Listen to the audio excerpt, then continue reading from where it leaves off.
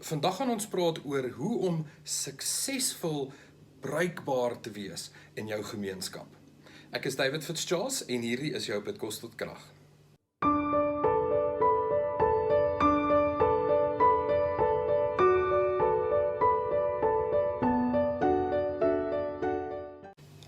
Charles Hall het gesit en luister na professor Jewett waar hy praat oor aluminium.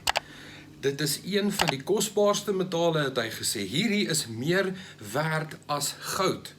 Inteendeel, Napoleon het messe en virke in aluminium gehad en dit was slegs vir die eregaste gebruik gewees.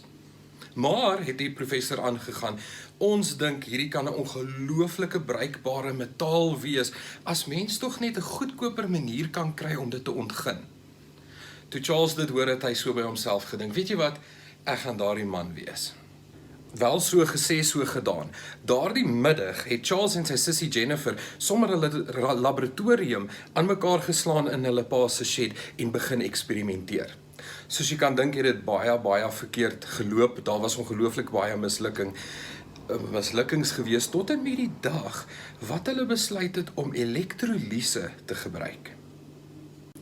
Op die 23ste Februarie 1886 het Charles vir die eerste keer suksesvol 'n elektriese stroom deur 'n vloeistof gestuur en nadat dit afgekoel het, die metaal gevat, oopgebreek het en stukkies aluminium onder gekry.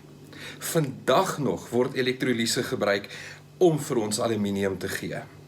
As gevolg van Charles Hall se ontdekking is aluminium vandag een van die mees bruikbaarste metale in ons wêreld. Dit word gebruik van kaugompapiertjies af tot en met die konstruksie van vliegtye.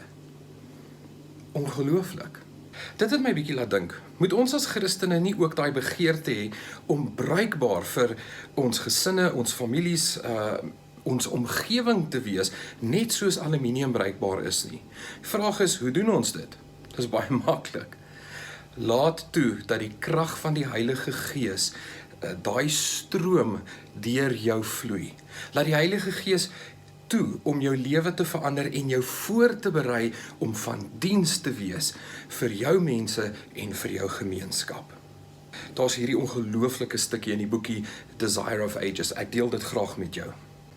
There is no limit to the usefulness of one who, by putting self aside, makes room for the working of the Holy Spirit upon his heart and lives a life of holy consecration to God. So in kort, hoe doen ek dit? 1. Sit die eie ek op sy. 2. Laat toe dat die Heilige Gees deur jou werk.